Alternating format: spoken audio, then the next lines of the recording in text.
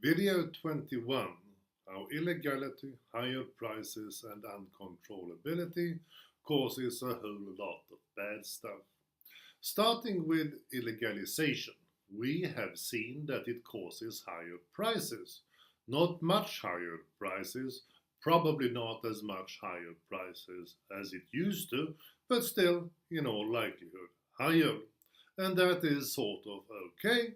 At least it is sort of okay as long as we don't worry too much about consequences such as user misery, overdoses, disease transmission, war, corruption, terrorism, and more crime.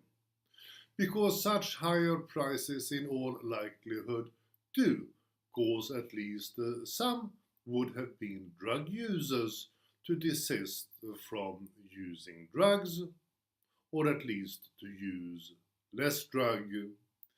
It's a bit like solving global warming by setting fire to the supervolcano in Yellowstone National Park, isn't it?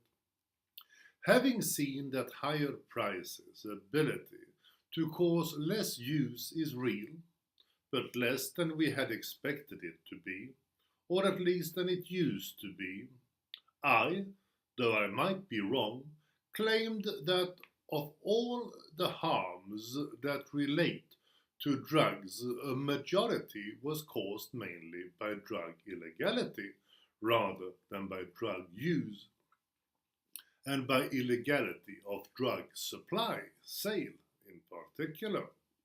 Then, in the previous video, we saw that illegalization doesn't only cause higher prices and a lot of drug harms, but also uncontrollability, which I suggested is kind of bad. It's bad because what is illegal cannot be controlled by society's normal control mechanism. So where uncontrollability rules, so does the rule of the jungle. And where the rule of the jungle rules, there will be blood. And, as we all know, it will have blood. They say blood will have blood. However, I could be wrong again. Maybe uncontrollability is a good thing. Maybe we are too overprotected. Maybe we are restricted by so-called civilization and Big Brother in a way we shouldn't. Maybe we are too mollycoddled.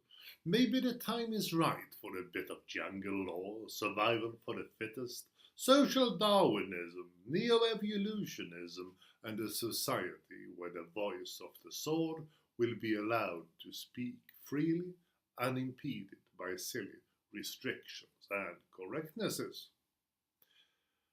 Yet, even if it is so, there is yet another issue to be taken into account because, in addition to cause higher prices, most or at least much of the drug problem and uncontrollability, illegality also causes criminality.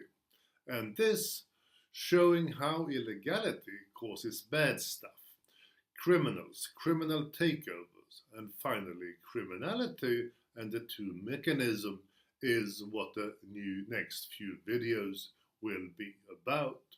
Once I have done that, I will suggest that this criminal stuff and the bad humans that illegalization causes also causes these two often unacknowledged mechanisms that causes more harm to more or less all of us, convection and conduction.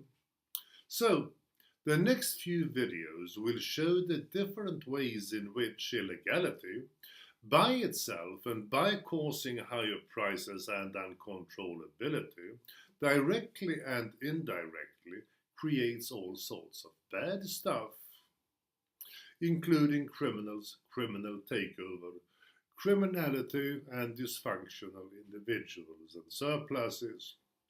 We shall start at the most direct and obvious end of this illegality causes bad stuff spectrum, where illegality creates criminals only by definition, and then move towards the more indirect end of the spectra, so as eventually to end up with the dysfunctional mechanisms of convection and conduction.